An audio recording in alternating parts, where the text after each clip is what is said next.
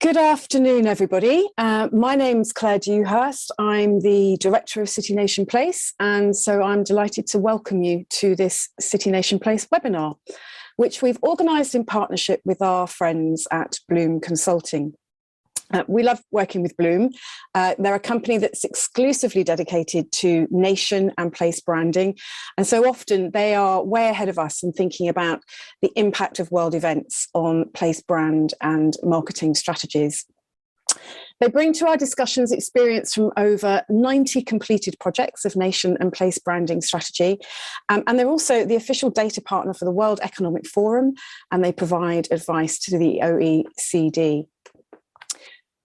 So when we need to consider the impact of such a serious situation as we're currently seeing in Ukraine, we know that Bloom will have approached this issue with due consideration and brought their expertise to the matter.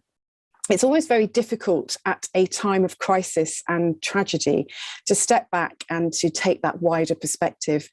But when we're thinking about the brand or reputation of nations on the world stage, then obviously it's particularly important to do this. So I'm delighted to introduce Jose Torres, who is the Chief Executive of Bloom Consulting. And Jose is going to be sharing with us today some new research that provides us with a picture of what's happening now, right now, in terms of nation brands' performance during this crisis. And he's also going to provide some analysis for how the teams who are the custodians and communicators of their nation brand can respond. Jose is going to be presenting to us for around 20 minutes, and then there will be plenty of time for your questions.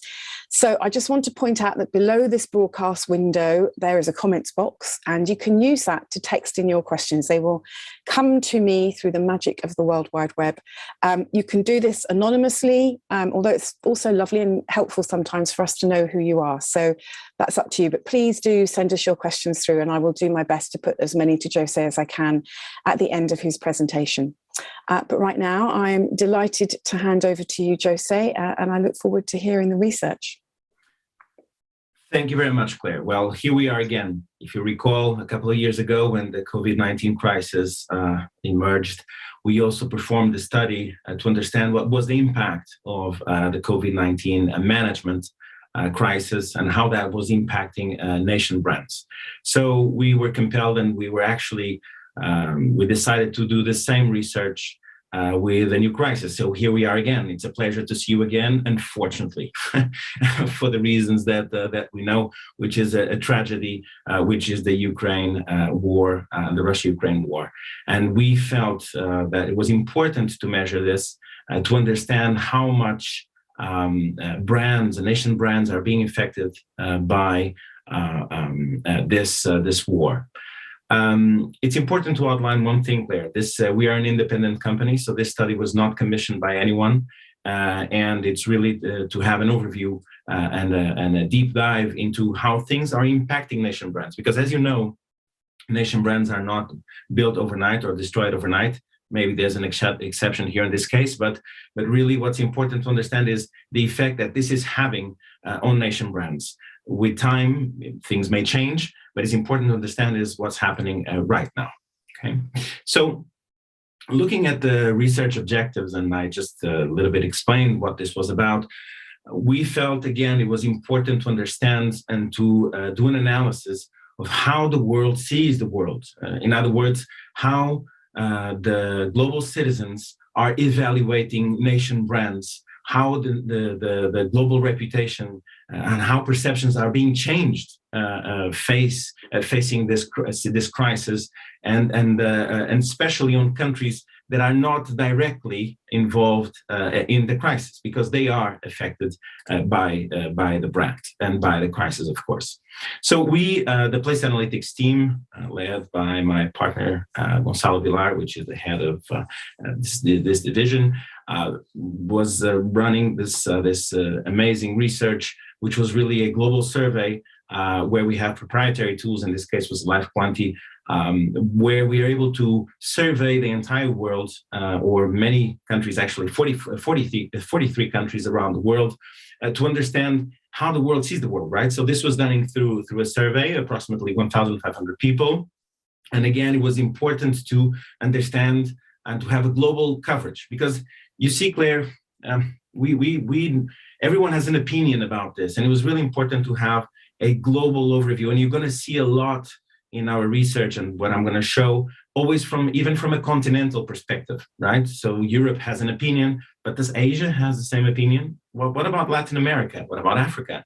What do they have about are the perceptions or their perceptions about nations and how nations are behaving facing this crisis, facing this war differently? Do they have a different opinion? And that's what this is also about. Another very important factor is the way that we segmented this audience. So you're also going to hear this word, familiar, non-familiar. So we divided this into different segments. So the ones that have Russian family and Russian relatives only. And we're going to also look into the ones that have only Ukraine friends and family. And we are also going to analyze the ones that have neither or both. Okay, so it's important because it's their influence and their opinion is influenced by this. Another very important factor is the way we're going to show the data is we're going to do this in two tiers. The first tier is the world. And what we mean the world. The world is what the world is thinking about the world except Ukraine and Russia for different reasons. So one of the things you probably saw on the graph before was that we did not survey Ukrainians in Ukraine and Russians in Russia. Why? For obvious reasons, but really what we want to understand is how the world is seeing the world and what is the opinion about the other countries that are not directly involved in the conflict. But we are going to analyze as well on a separate chapter here in this presentation, the opinion about Ukraine and if the reputation and the perception of Ukraine has changed and how much, and the same for Russia and one versus another. So let's go into the results. And let's start looking into the data. And this is a very three-dimensional approach into the data. One of the things you have to understand is the way we look into the data is not a suggestive manner. So we don't ask our audience, the global audience, everyone that was surveyed. And when I say everyone that was surveyed, it was in many different classes, social classes, ages, educational backgrounds, income, and so on. And when we ask them what is their opinion about countries in general, we always excluded their domestic perception. So you'll never hear, or the results you will see here are not ever, we're not going to show what a French think about France. It's always about the French thinking about the rest of the world. And we don't suggest countries. So we don't give a list of countries for people to evaluate that list of countries. We ask them to name countries, at least 2 countries, and only the ones that did well and 2 countries that did poorly, at least 2, right? Not their own. And what it's important so that it's top of mind is really important, and if they evaluate it positively or negatively, okay? So let's start looking into the data, and the way I'm going to show you the data is going to be in a graph like this. And this is something that we've done as well. If you remember a couple of years ago when we analyzed the COVID-19 crisis, the impact on Asian brands, we are going to show you this in this axis. So you're going to have a vertical axis, which is really dimensions. So you have the share of positive minus the negative mentions of countries, so opinions about countries. So that is really the vertical axis. So it's the plus minus the negatives, if you like. Then you're going to have the horizontal axis, and this is really a division. So it's the proportion of positive to negative perception. And you'll have this bubble, which is the one you see on the top right, which is really the volume of mentions, right? So you may have, for instance, a lot of volume of mentions, but it is negative, or you may have even a small volume of mentions, but is very, very positive, for instance. So this is important. And like I said, this is very three-dimensional. So let's look into the data and start looking at analyzing. I'm going to show you a global sentiment, and this graph shows a global sentiment and how the world is perceiving the world, like I said. So this is the world, right? So this is all continents, every country, all together. And it's really interesting to see here, and you see this axis as obviously the far right, the top right, the square, the dimension that is on the top right is the best, if you like. And it's really fascinating to see, for instance, Poland, right? So PL stands for Poland, but it's also really, really fascinating, for instance, to see Moldova. So the MD that you see there on the top right, on the horizontal line, which is the right, is Moldova, right? So that's the brand, if you like, that is had the best positive ratio. But the one that has really, in terms of volume and recognition, is Poland. You have RO, which is Romania. You also have Switzerland, which is really interesting to see. You know, Switzerland with their non-neutrality and their take on this, how much this has actually impacted positively the brand. In New Zealand, which, because it has such a strong brand, anything that New Zealand does really automatically brings a lot of positivity into it. So this is a really interesting aspect to cover, which is, you know, nation brands, strong nation brands, they just need to do a little thing, and then immediately the perception is they benefit from this. And then you have there the crowd, which we call the crowd.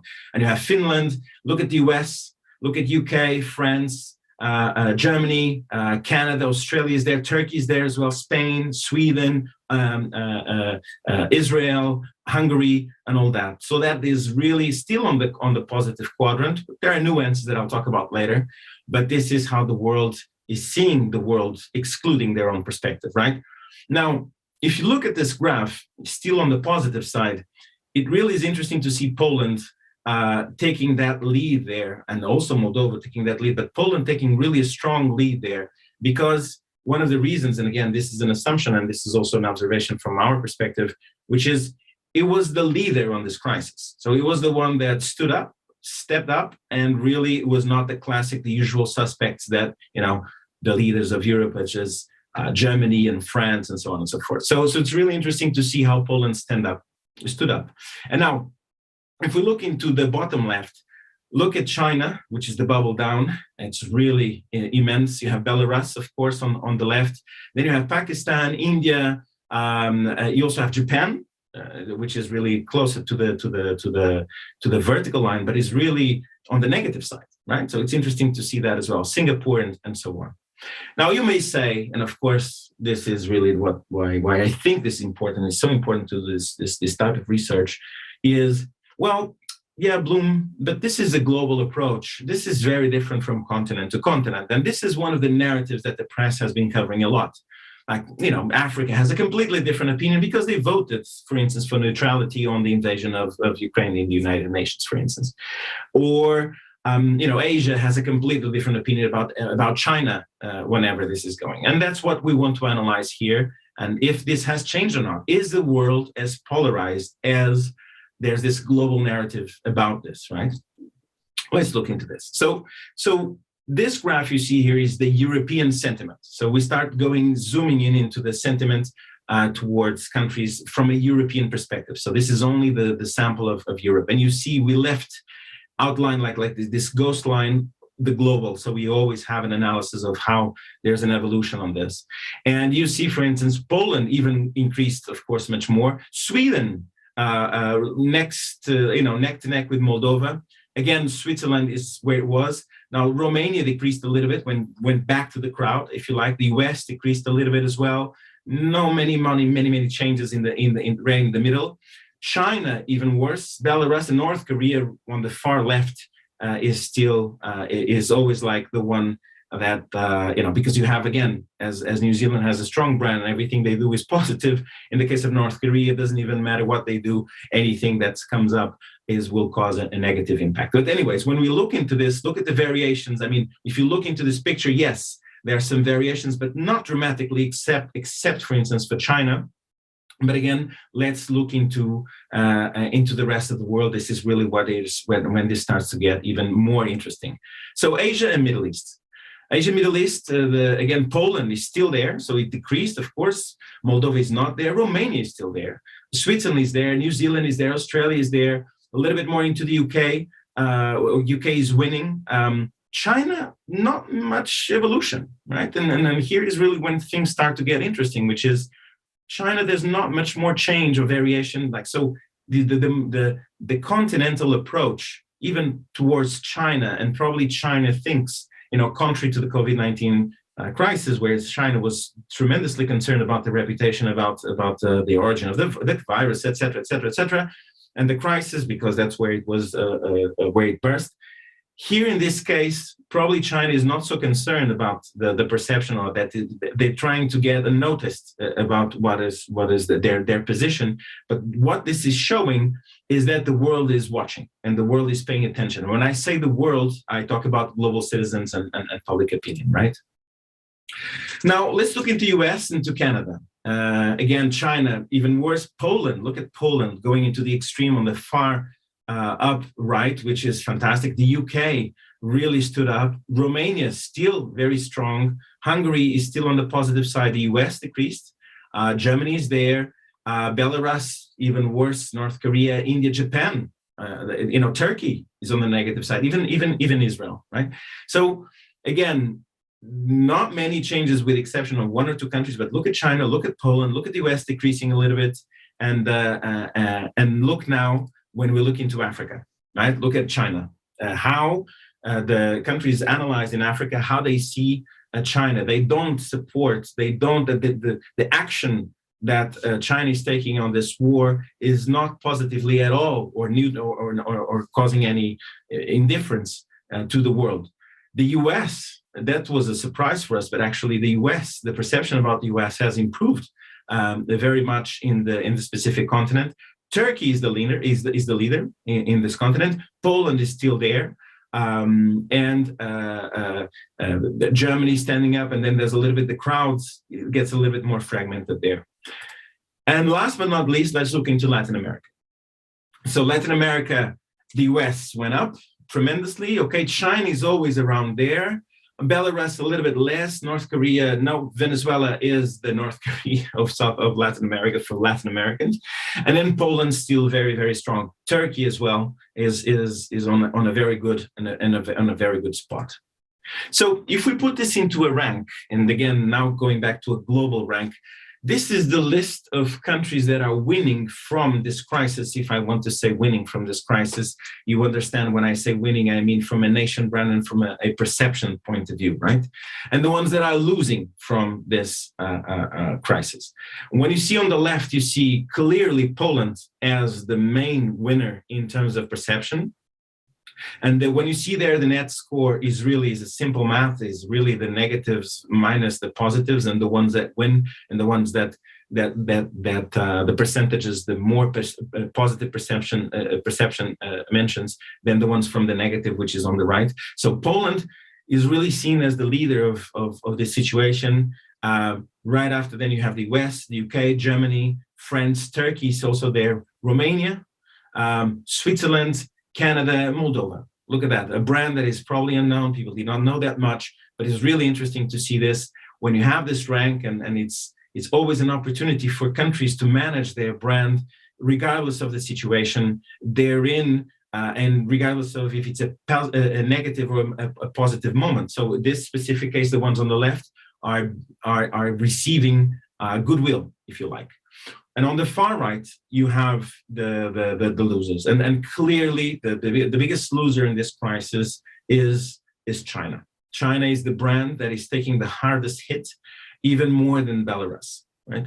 So you still have India, North Korea, Venezuela, Pakistan, etc., Serbia as well in the list as well. So this is the final score, if you like, if you look at it from a very perception and a public opinion point of view towards the brands. And you may ask this question, why is this happening? Why do they have positives and negatives? And there's many factors, and this list you see here is a list developed by Bloom, so this is not answered by the audience, but there's many factors that we can cover, but and it's in some cases the attitude towards from a specific country may not be the ideal formula for another country. So you may have, for instance, military support, which is something that provides and gives goodwill to a specific country, may also at the same time, in some parts of the world, provide bad will for the brand. So it's really tricky to analyze what are the factors, and everything needs to be taken and analyzed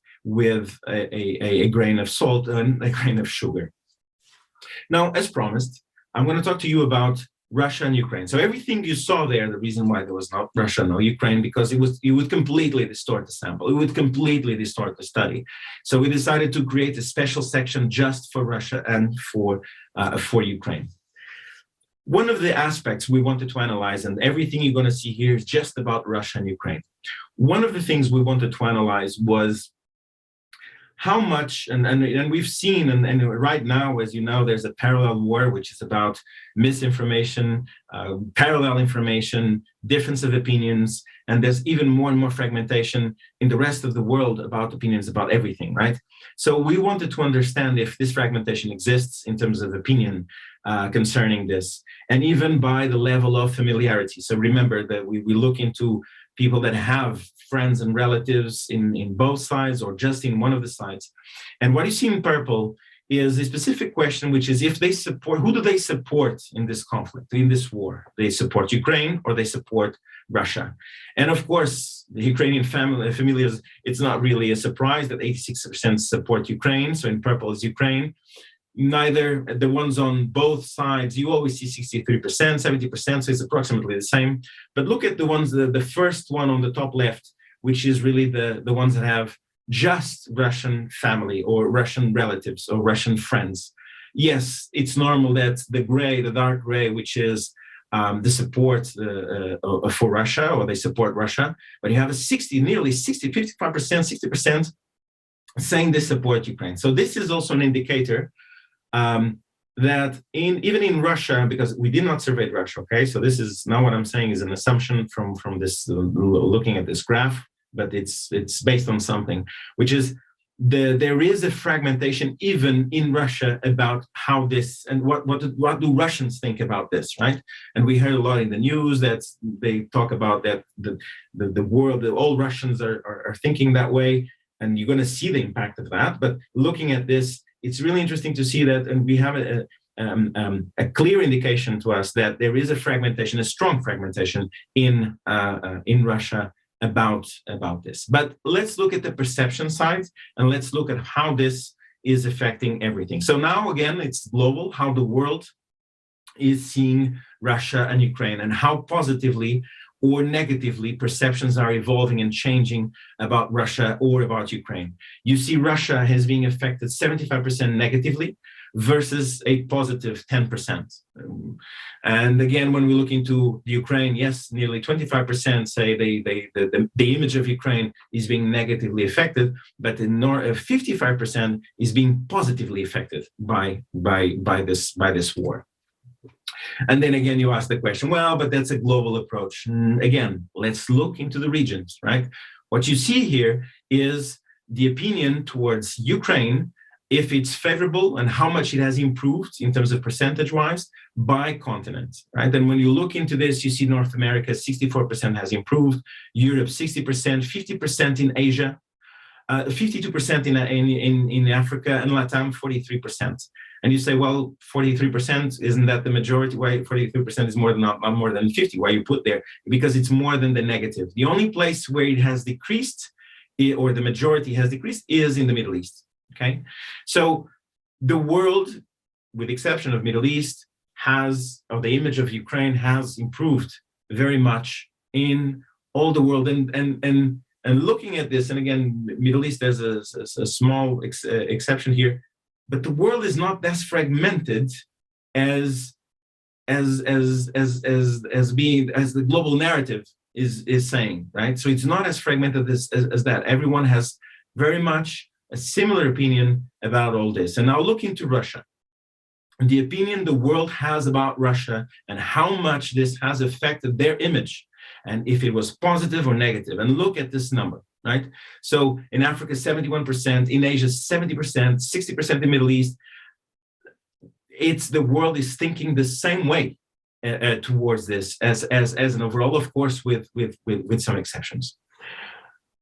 Zooming even more.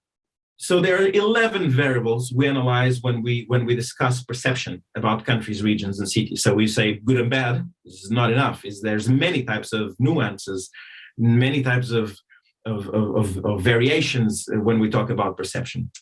In Bloom Consulting, we analyze by default like 11 macro types of perceptions, like what constitutes perceptions about countries, right?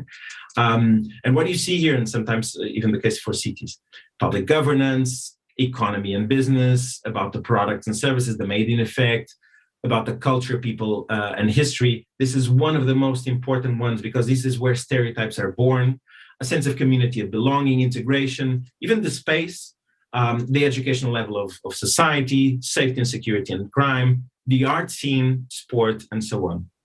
And what you see here again is a variation in all of this. And this is the opinion people have and how much it has improved or regressed or let's just say decreased in terms of perception. Red is Russia, green is Ukraine, simply because it is negative and positive. That's why you have those two colors there. And look at the evolution.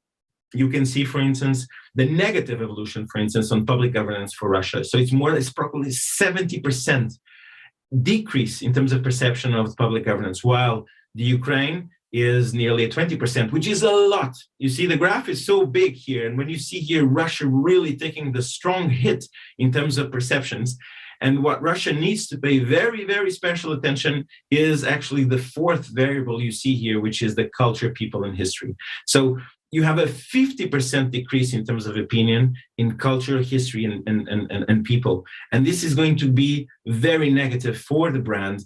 And this is one of the reasons why we believe that this war, the Russian brand or the Russian nation brand is going to suffer for a long, long time, right? And contrary to that, it's almost like a mirror. You can see how much the Ukraine is improving in terms of perception.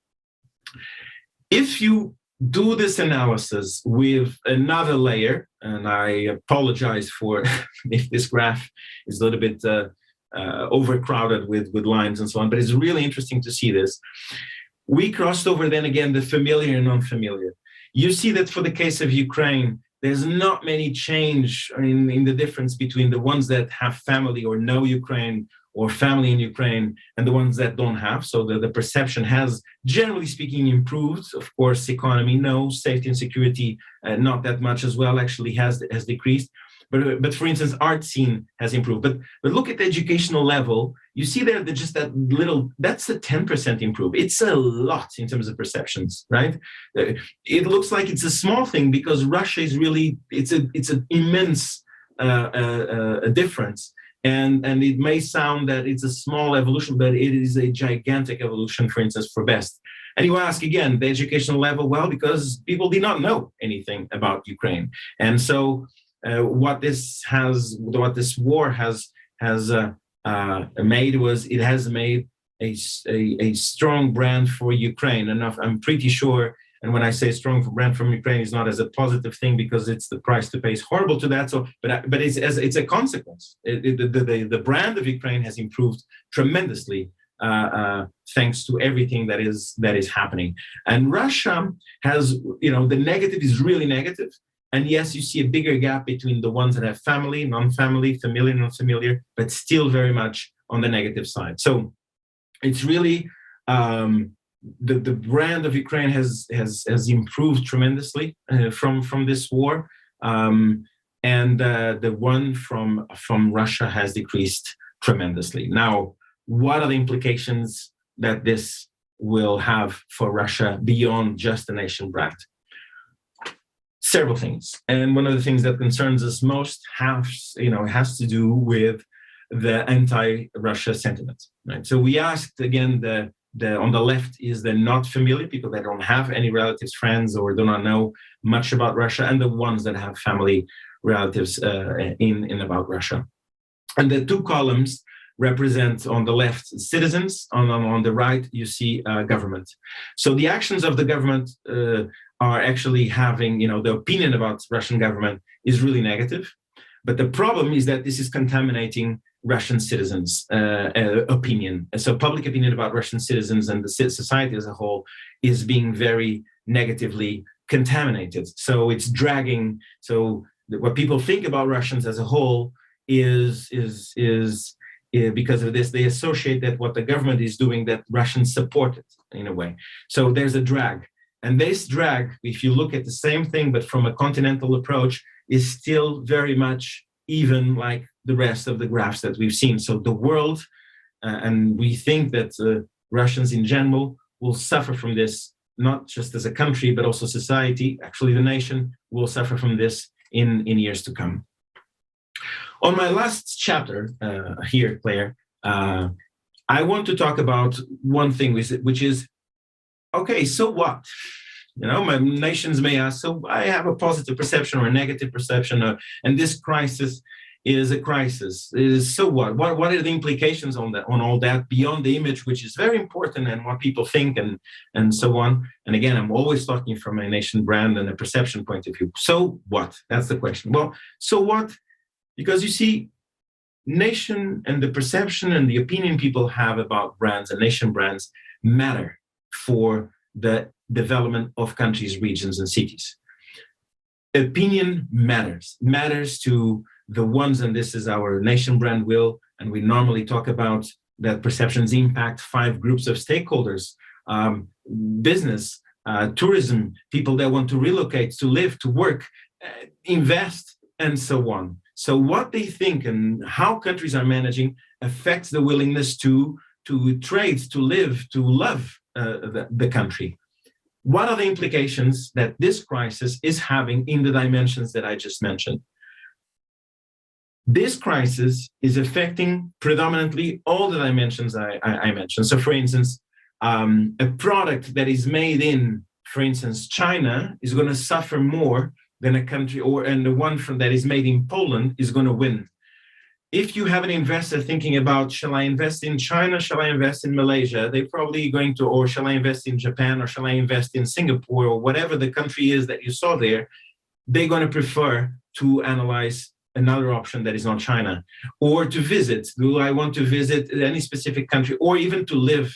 And this is very important when the talent, when, you know, countries that want to attract talent, countries that want to attract investment, what they think about the country matters. And this number you see here, which is the R-naught that I'll talk about in a second, is how toxic this crisis is in these dimensions and how much this is affecting the countries in this. So this is why it also matters, right?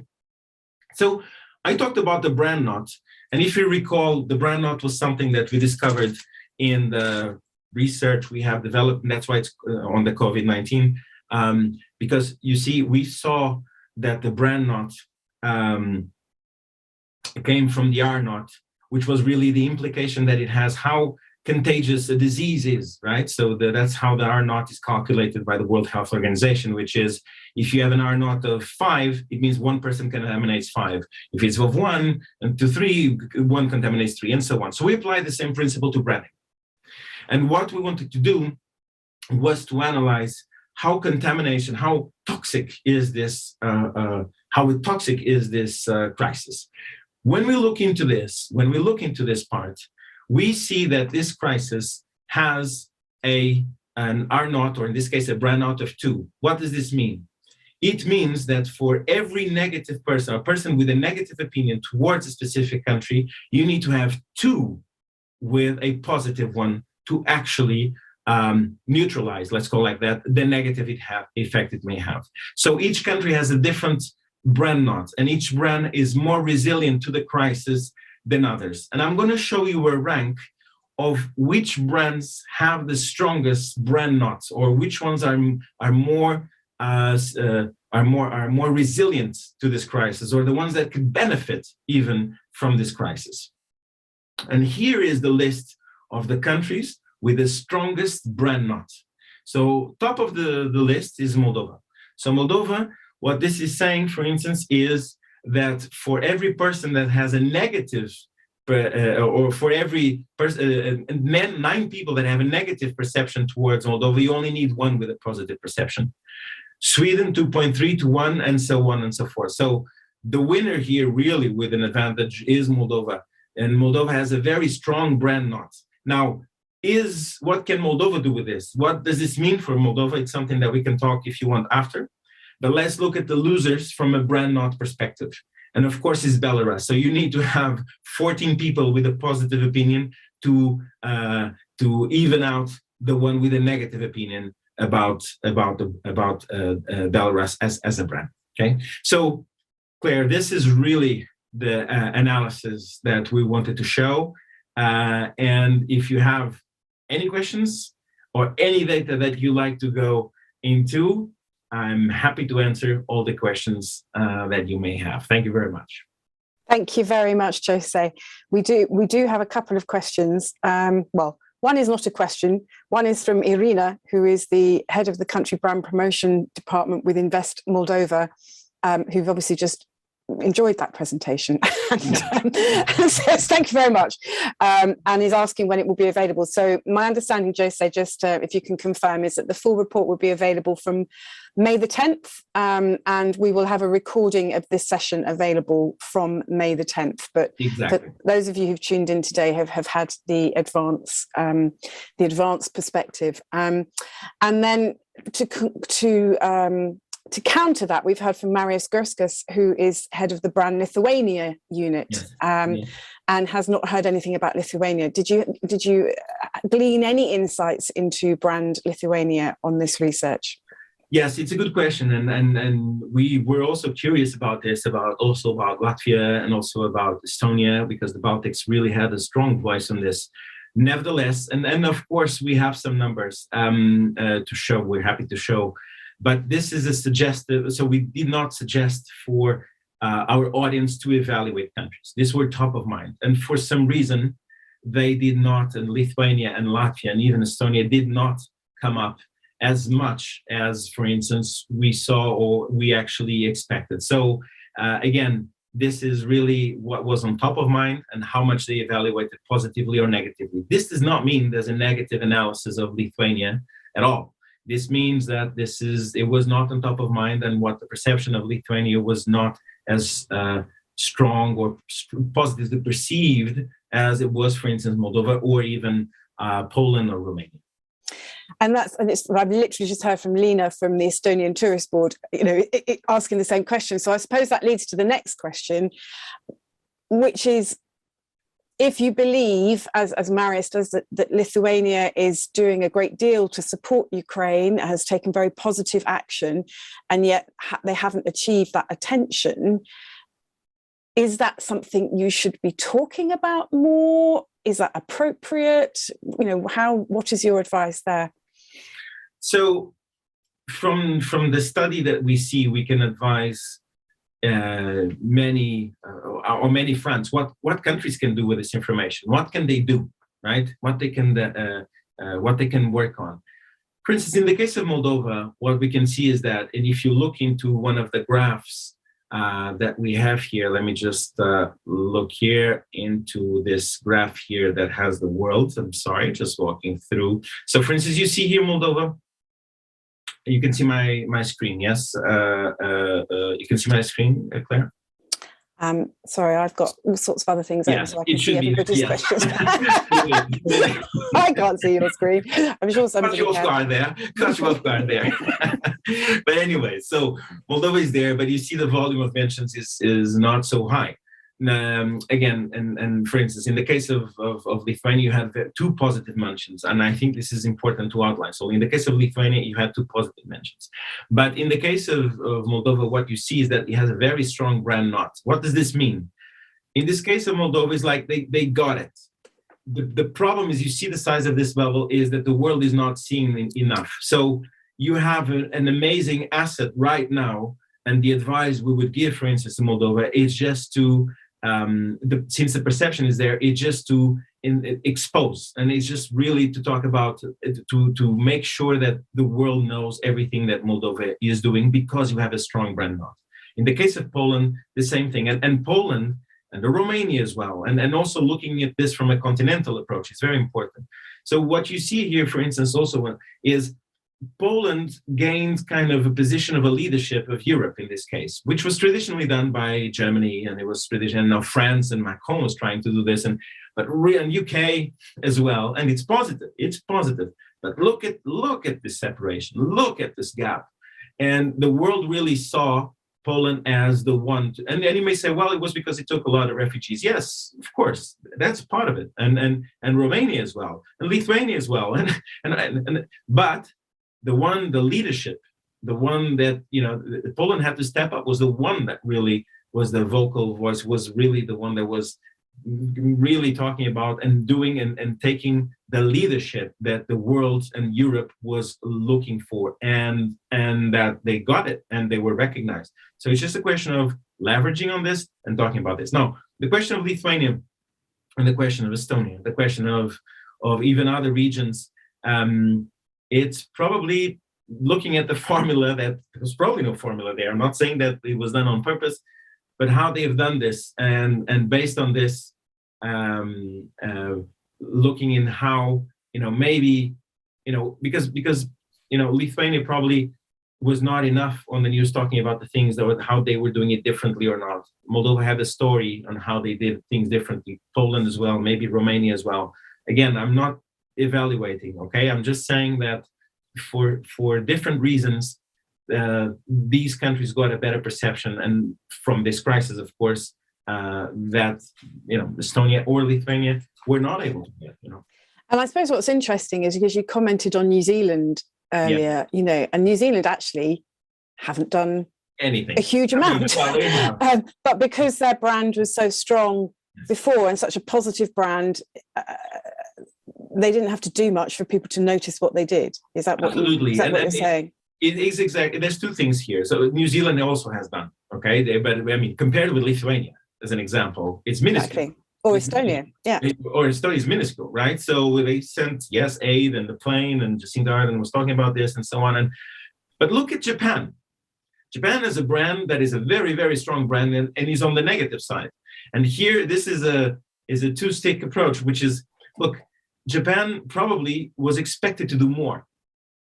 And then people did not like that Japan did that. It did not step up. It did not took the leadership that was supposed in this sense. So this is one of the things, or at least I'm always talking from a perception point of view. Okay, so this is how the world perceives that. So it's interesting. Like, okay, so there's an expectation as well. So if you have a strong brand, you have to do something. If you don't do anything, people don't like. Even Switzerland. Switzerland was the non-neutrality. It was for the first time in history, if you like, or at least from a perception point of view, it was the first time. Look at the benefit that this has brought to Switzerland. So again, it is not the one formula, and this is the fascinating thing about nation place brands, which is, because that country did this, I can do the same, and that's not how it works. So it depends on your starting point. Absolutely. How your brand will survive or perform during a crisis. Yeah. We've had a question from, I may not pronounce his name properly, Tirso Trump, who is the director of marketing for Aruba Tourism Authority in Europe. Yes. How long will this negative impact on Russia and Belarus last? I mean, so how long is a piece of string? I suppose? It's a good question. We don't have an answer for this. What we do know is that this crisis in general, there's like three main factors that affect perceptions of countries in terms of crisis. One, if it's a very prolonged crisis. So if it's something that lasts for 5 years, that's when it sticks and when it stays. If it is something that is too radical or too strong, like the war, in this case, that's an example. Or if it's something that touches the part about the identity, the culture, the people, and that's also this case. So I think that this is going to, at least for Russia and for Ukraine, perceptions will last. The ones you see there will last. For the rest of the world, with few exceptions, and I think some countries, yes, it will stay, but they will, of course, evolve. And I say evolve, I'm talking about ones in the middle. I mean, China, I think, is also going to stay. Belarus, of course, is going to stay. Poland will stay as well. So aside from that, how long it will last, we don't have the answer. But let's just say this. Since it's a very peculiar situation, and if you want to look back into COVID-19, which was also a global crisis, and when we did the study, we dare to guess, based on our experience and other projects and other measurements, that this one will last longer than COVID, for instance. And then COVID is probably something that will last for 2 to 3 years. And this case will probably last longer. Yeah. And Colin from Travel Manitoba would like to thank you for the presentation, and says, yes, he has a very favourable opinion of Poland, but he's not planning to travel anytime soon because of its close proximity to Ukraine. So, how does travel intent line up? And I guess that, nobody's going to think about that during the time of war, but after the time of war, you would, and we all hope that that is soon, that Poland might then be able to capitalize on this more favorable impression. Would that be your answer to that question? Absolutely. And that's a good point, which is, yes, of course, you're not going there, but, we saw this, for instance, in other crises, for instance, when there was a crisis of Syria, when was a crisis of Aleppo, and there's always, even the case of, if there's images of countries that people did not know, that you suddenly start to realize that they were very rich from a cultural perspective, from a scenery perspective. As an example, I'm talking about tourism only, right? So although it's something that is terrible, you started to see images of the country that you did not know exist, or how the country was like, or how rich it was, how beautiful Odessa may be, and so on. Now talking about Ukraine, right? And of course, no one is going to travel at this specific moment, but the willingness and about the place, the nature aspect, but also about society. You want to meet people from that world. You have a sympathy. You have a bonding, and that's what the part about the identity and the culture is very, very important. So you want to have a Polish friend. And you want to meet, you want to go. That's what this is, how this is also affecting the travel industry. So when you analyze right now, it's true, but nation branding is not just about the specific moment, but is also something that will last over time. Yeah, sure. And there was one just very technical question, and it's from Anna from This is Finland, and she may just have missed the beginning. She just asked again how the data was gathered. If you could just finish off with that would be great for us. Thank you, Jason. So we have, like we said, so this was using our proprietary software called E2 Life Quanti. So it's a survey, it's our own technology, and we surveyed approximately 1,500 people in 43 countries across a multitude of backgrounds, ages, education level, income. So we also, from a generational perspective, Gen Z and Gen Y, all generations were analyzed, and it was a survey that was done using our own technology. Thank you. We have a very engaged audience. So one more question has just popped through. So even though we're over time, I'm going to ask it. This is from Maureen Mambo, who is from the Kenya COPROBA, which is the Kenya Investment Promotion and Trade Ministry, I believe. How can countries, especially in Africa, position themselves when there is a crisis, which is a crisis of a war, because this is a situation that can affect any continent? So I suppose I think that's probably just a question about the sensitivity of trying to manage your reputation at a time of war. Is it an appropriate thing to do? Well, one of the things that is very important to do, and I think, and I'm here quoting an example, for instance, from another country, so the authorship is not ours, and we don't want to take credit for that, which is, it's an analysis from a crisis point of view, and countries need to have always this in a crisis management perspective, even from a nation brand perspective, and you have to have this, and it's important, and that's the first question you have. Do you have that? Do you have this ready, right? So for instance, Finland has this, and they have this done really well. And one of the things that they talk about, and we concur, and there's many other things, but which is about ensuring the transparency of the information, making sure that you want to protect yours and everyone is in safe. So there's kind of the basics. And from a nation brand perspective, you should have the same approach. So it's really understanding what are the things that you need to do. And one of the things also, I was talking yesterday in Sweden, talking about the importance, and from a nation brand perspective, Sweden, of what's happening in Sweden. And one of the things that Sweden does really well, which is the part about the transparency.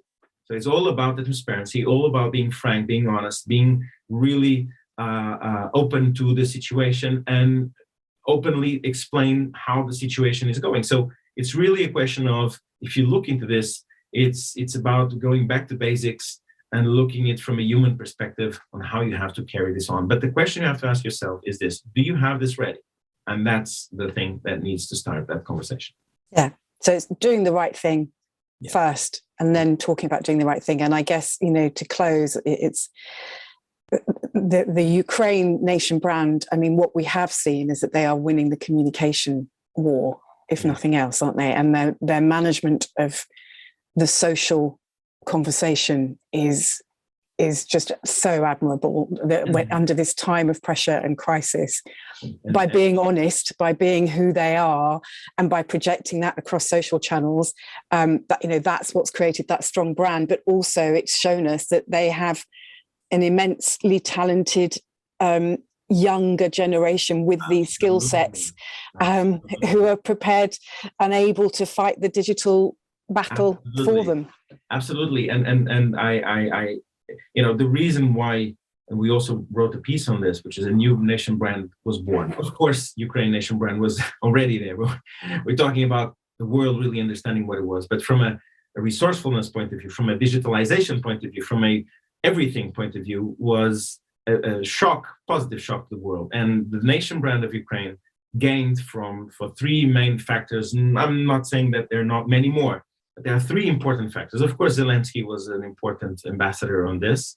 Of course, the Ukrainian people, and I hate to say it the way I'm going to say it, and please don't make double interpretations on this, and because of Putin. So Putin made the brand of Ukraine as well, because it brought this up, all of this up. So, of course, Ukrainians are saying not nice words what I'm saying here, but they don't want to think, and they shouldn't think, and that's not the price to pay to have a strong nation brand. But it's just a fact. It was thanks to this that also the brand was very strong. Yeah. Well, very serious discussion, but presented in a very skillful way. Thank you very much, Jose. Thank you, everybody who joined the session today. As I said, it has been recorded, but it won't be available immediately following this broadcast, as webinars often are. We are holding it back for a week before you can circulate it or share it with colleagues. Well, not a week, sorry, until the 10th of May, which is when the full report will be made available.